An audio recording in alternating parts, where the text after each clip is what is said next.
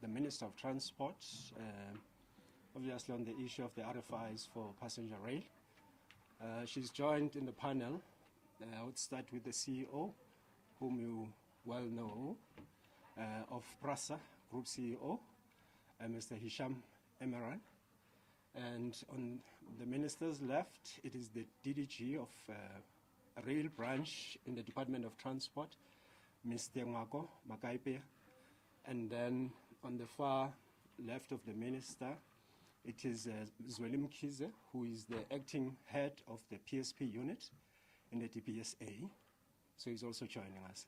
So without any waste of time, it is late in the afternoon. So we would ask the minister just to present the statement. Minister, over to you.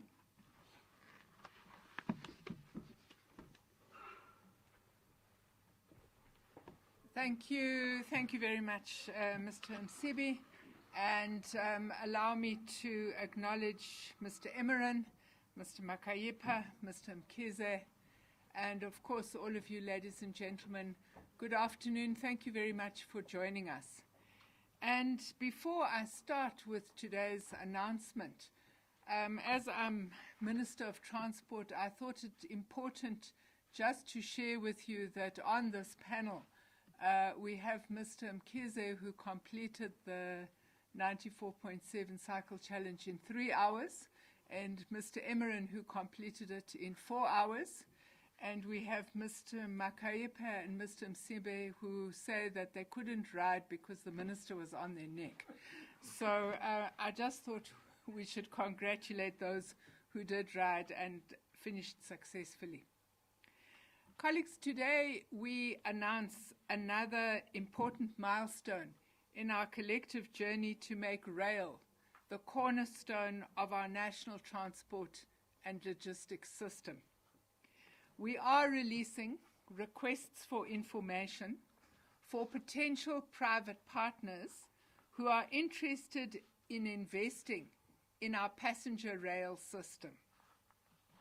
By the end of May 2025, PRASA had successfully commissioned 35 out of 40 priority passenger corridors and had achieved an audited figure of 77 million passengers in the past financial year. To continue on the recovery path, PRASA requires additional investment that cannot be carried by our fiscus alone.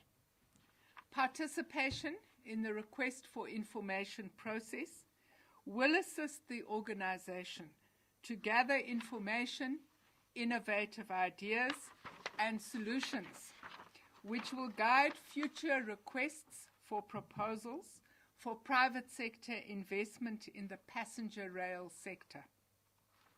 The request covers a range of different areas that include fare collection systems, depot management, utilization and commercialization of PRASA's fiber network to enhance digital connectivity and operational resilience within the rail sector and beyond, as well as insights and innovative ideas for new long-distance regional rapid transit.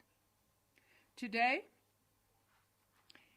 as I said, we are launching this series of requests for information, and allow me to take a moment to explain in simple terms what each of these projects is about. Most importantly, each one of these projects are being announced today with the sole purpose of attracting the interest of the private sector to make these projects a reality. The projects are as follows. The first, smart ticketing for seamless travel. We're moving towards a single tap and go ticket that you can use across trains, buses, and even taxis. No more queues or paper tickets. Just one account-based system that makes travel easier and helps us manage revenue transparently and efficiently. The private sector has an important role to play to make this a reality. The second area is upgrading Prous's train depots for better reliability. We want to partner with the private sector to modernize our maintenance depots at Braamfontein and Valmerton. This will mean faster train repairs, better reliability, and new investment in nearby areas, creating jobs and boosting local development. It is for this reason that the private sector participation is paramount, given the magnitude of this project.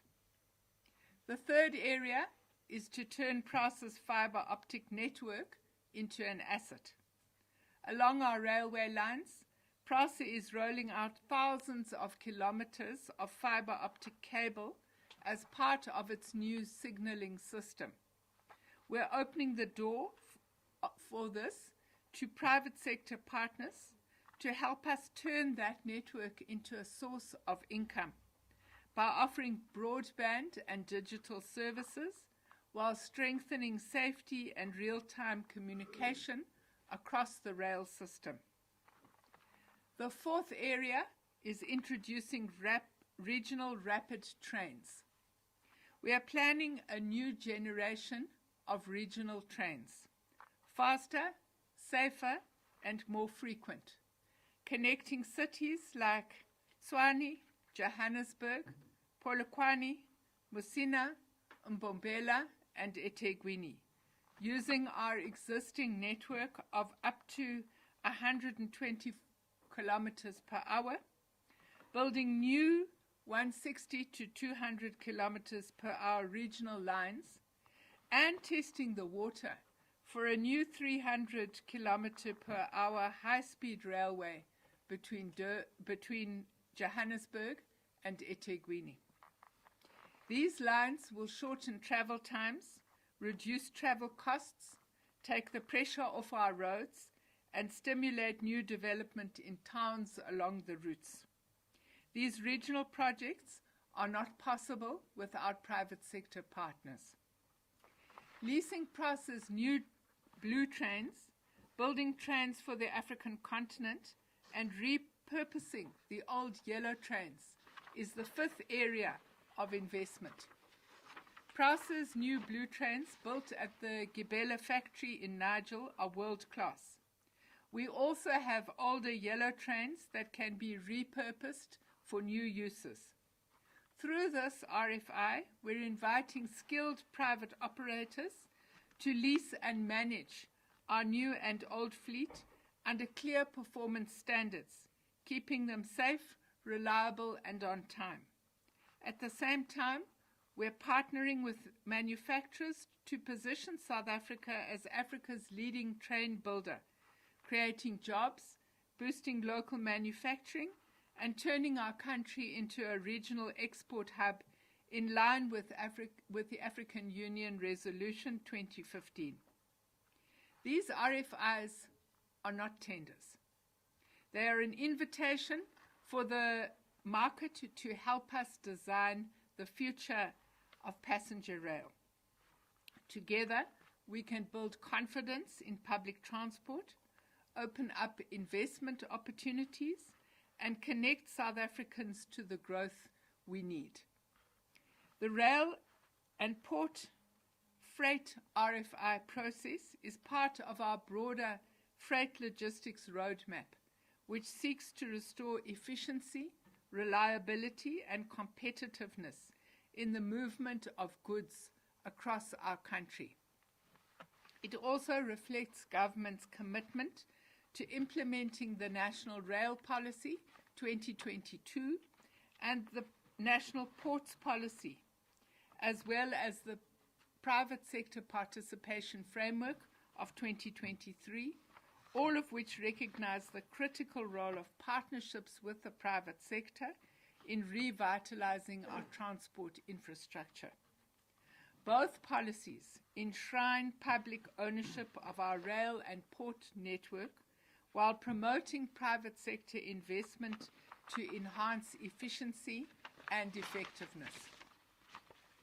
To guide the improvement of the passenger rail system, we have set a clear target over the next 4 years, which is to ensure that we move 600 million rail passengers by the 2030 financial year. We're eager to partner with the private sector to realize this target, setting us on course to build a 21st century transport system that transcends mobility challenges to strengthen industrial competitiveness, deepen regional integration, and drive inclusive economic growth.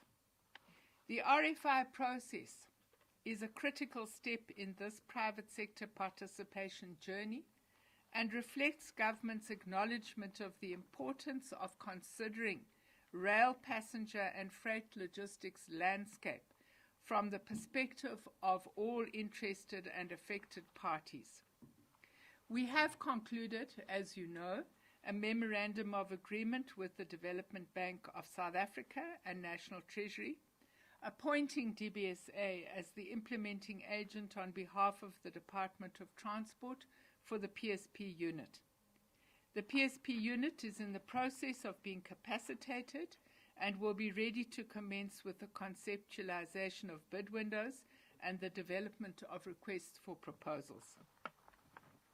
Colleagues, you will remember that on the 23rd of March 2025, we launched the first phase of online requests for information to interested and affected parties in the Transnet, rail, and port logistics sector.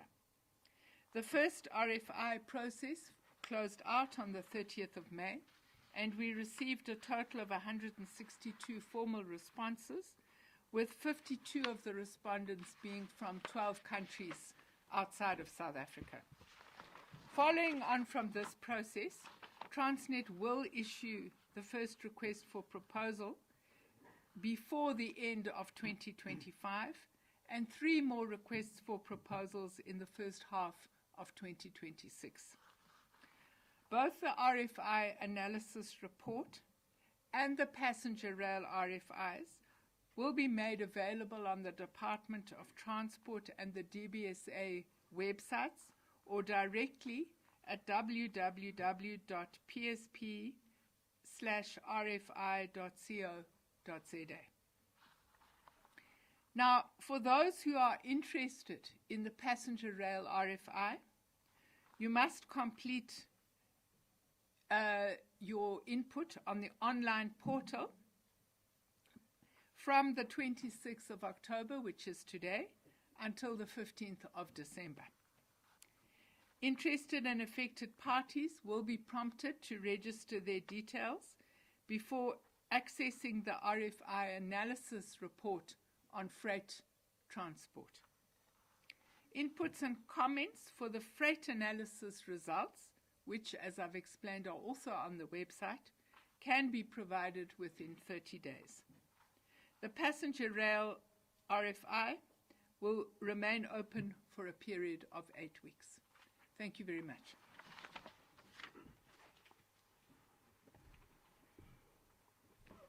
Thank you so much, Minister. There you have it, colleagues. We'll take questions. You can just introduce yourself and the news outlet you represent by show of hands. Any takers? We also got online. Vanessa, where are you? Okay. All right. Colleagues? Gog? Thank you very much. Usipamanda Goke from ENCA. Minister, mine is just simple. Perhaps is just to ask whether the South African government regrets not maintaining the transport infrastructure so much that now we are asking the private sector to come and bail you out. If only you had maintained what was working, you wouldn't be where you are today.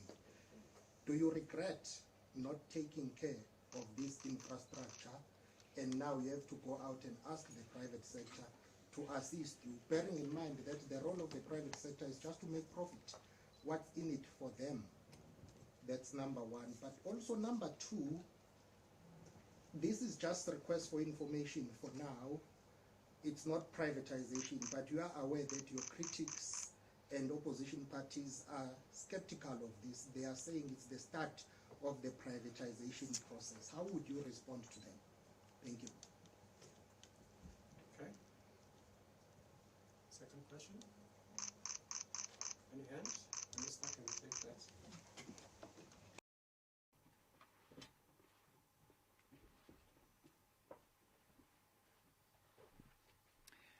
Thank you very much for that question. I think that we can agree with you that prior to the onset of the COVID pandemic, there was underinvestment in both our passenger rail and our freight rail. But that underinvestment was not what caused the severe logistics crisis that we experienced in 2022 and 2023. That severe logistics crisis was created by the vandalism that happened during the COVID lockdown. And that was a time when I suppose the lines were not operating. There was extensive cable theft.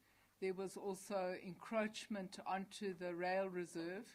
And there was also vandalization of the station infrastructure. And that was extremely serious. But in the PRASA network, most of that vandalization has been recovered, and the state has paid for that recovery. I think if you look at the areas where we're requesting investment, it is in areas where we are expanding and developing new services and modernizing the passenger rail system. What I think is very important to say, and let me repeat it, the ownership of the rail network and of the port's infrastructure, both the passenger rail network and the freight rail network, will remain in the hands of the state. And the reason that we are doing that is we want to ensure that there will always be set standards for operators, set standards for maintenance, and of course in the passenger rail sector, we will always subsidize the urban commuter network, because we understand that that network has historically been very important so that we are able to give working people affordable and safe transport to go to work. And that's why the state has been investing so much money in restoring the priority rail corridors, because we understand that at the moment, South Africans are spending 10 times the amount on public transport that their counterparts in other developing countries are spending. And the reason is that as a result of the vandalism that happened during the COVID pandemic, people have been forced either to walk or to use other means of transport that is more expensive. So that is something that is a very important social service, and our intention is to restore it. But there are other opportunities where PRASA can achieve revenue that obviously is important for the bottom line and for making sure that there are finances available for the expansion of the urban passenger network. But also, of course, there's a whole new era of rail developing across the world. South Africa as a country wants to be part of that new era of rail. And we will shortly be taking the Master Rail Plan to Cabinet and releasing it for public comment. And that Master Rail Plan will show everybody the vision we have for rail over the next 30 years up to 2050. At this stage, with the difficulties that our fiscus has, we will not be able to substantially increase the rail network without bringing in private sector investment. We imagine that that investment would be in the form either of a concession or a build, operate and transfer, with the intention that once the concession period or the BOT period comes to an end, the infrastructure will revert to the ownership of the state.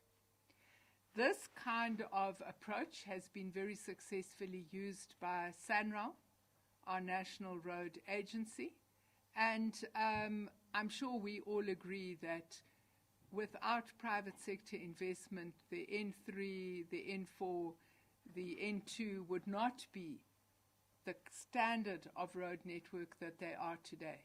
But those roads are belong to the public and belong to the state. And the toll fees that we receive from long-distance transport on those roads enables us to maintain them.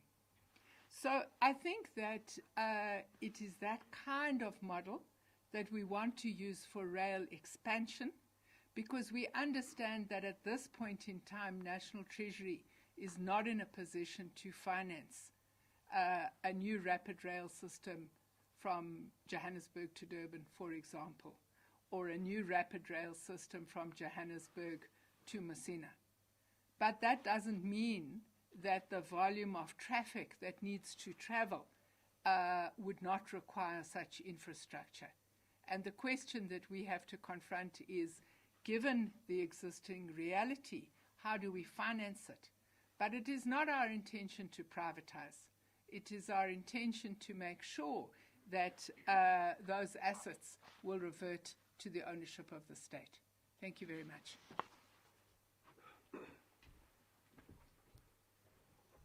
Thank you, Minister. Goge, are you happy?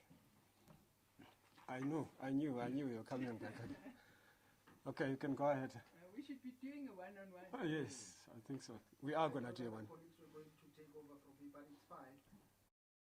For this ambitious plan, regional trains, it's not a new plan. It's been mooted before. For many years, it has not taken off. And also what makes it difficult for the government is the fact that the economy is not growing. It's not going to grow anytime from now. So you will definitely need the private sector. But my question is, are there any time frames and projections and cost projections of this ambitious project that has been mooted before but not implemented? So are there any time frames and cost projections for this? Thank you. Okay. I'll take Roy. Thanks, Colin. Minister, I'd appreciate if you could actually comment on whether there have been any negotiations with the taxi industry to bring them into the loop with regards to that charging system which operates over rail, bus and taxis, and what their reaction is. There have been problems in the past with having such an electronic management system for tickets. Thank you. CPC, Nosipho Khadebe from SABC News. Minister, I also wanted to just offer Roy's question. How is it going to work, the integration with the taxi industry as well as the rail, passenger rail? How's that integration going to work, or what was the thinking behind that in terms of what you want it to look like? And then just maybe just an indication on the number of jobs that plan to be created. Yeah, thank you. Okay, thank you so much. No online questions. Well, we'll come to the Zomeli. No. No. Oh, is it okay? Minister.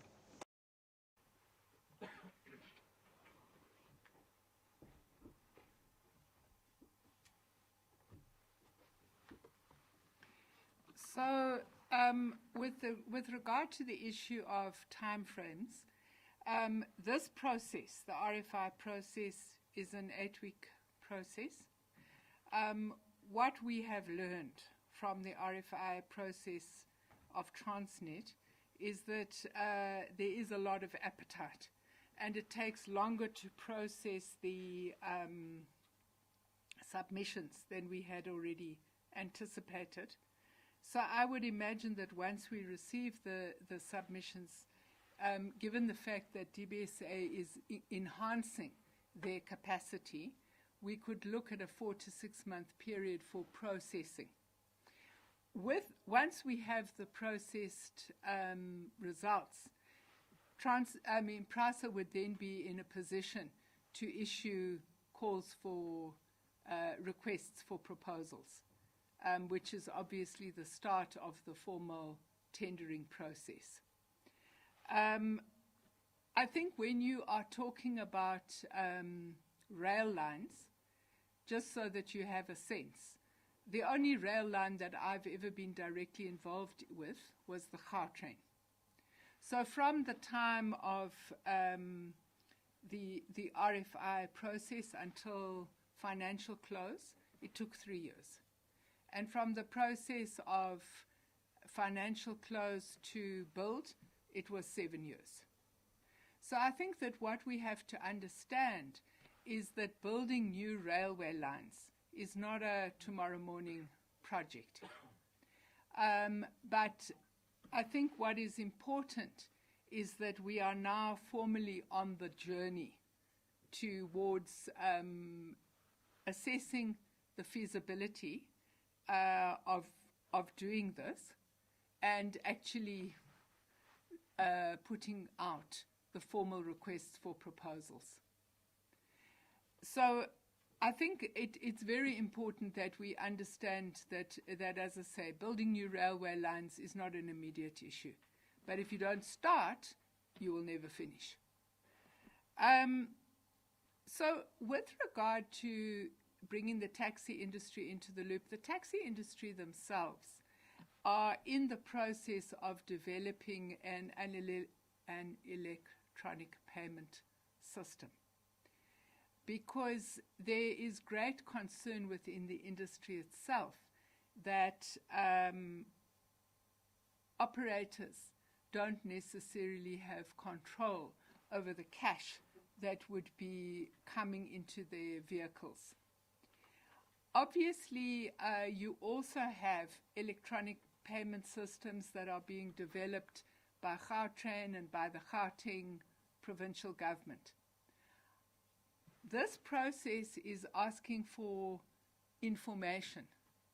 So any of the participants who are involved in that, including the taxi industry, can respond to this and say, we have capacity to do this, that, and the next thing. We are interested in participating in this process in the following manner. So that's why you do a request for information, because you want to understand who's involved in this industry, what is their capacity, and what would be their appetite to expand whatever service they are currently involved in to the country as a whole. You know, I had the privilege a couple of weeks back to be in the UK, and you literally, wherever you go, any mode of transport, you just tap your credit card. There's no cash in the system at all. And I think that that is the kind of modern system that we would want to see in our country. I think the SABC, your question is really important, because when we say that we want rail to be the backbone of the system for the transportation of people and goods, we all understand that if you look at the human skeleton, there's a backbone, but there are arms, there are legs, there are ribs, there's a neck, there's a head. So a backbone does not mean that nobody else exists, and does not mean that nobody else doesn't have a significant role to play in a transport system. So trucking in the freight sector and taxis in the passenger sector will always have a significant role to play. First mile, last mile, intermediate mile. Because we understand that rail by its very nature is much more static than trucking and taxiing, which are much more flexible modes of transport and can go anywhere. So the question is, as you build stations, as you build ports, as you build airports, how are you creating around those facilities the intermodal and multimodal opportunities? And I think that you would have seen that in many of the more recent developments, they have been designed with that multimodal idea in mind, so that you can get off the train and into a taxi. You can unload your goods from a train and put them into trucking. I had a very interesting experience when I went to KZN to open the section of the N3 that runs from Ashburton to Cato Ridge. And what we saw in Cato Ridge is that all of the motor vehicles that are coming on ship are being moved on truck to Cato Ridge, because Cato Ridge is outside of the Rust Belt. So when they want to unwrap these vehicles, they need to do it in a situation where they're not going to rust immediately. At Cato Ridge, you have also got a Transnet facility, but you've also got truck staging facilities. And so already you're seeing this natural development of multimodal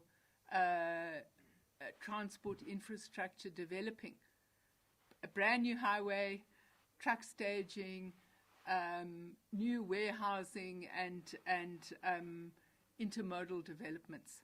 So I think that we must always understand that in transport we are never talking about either or. We're talking about how do we make sure that everything is participating in its right place in the ecosystem.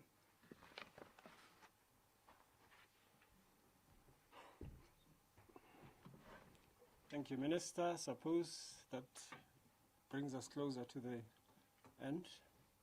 Any other questions, colleagues? Other than that, we'll take one-on-ones. Goge has asked for 12 minutes, so it will be 12 minutes. You cover. 12 minutes. Okay. Colleagues online, Vanessa? We have one question from the online platform. Sakanim Tonga from East Coast Radio in KZN. Can you please provide an estimate of the funding needed for the 300 kilometer per hour high-speed train between Johannesburg and Durban? No, we don't know yet. We don't know. We're still doing the feasibility work. We don't know yet. Yeah. One more journalist typing, but I suppose you can take it up. Yeah, there's still a feasibility that's going to be done on that, so we don't have those figures. Colleagues, that brings us to the end. I would request that the Minister remain with the panel where they are. We've got the CEO, colleagues.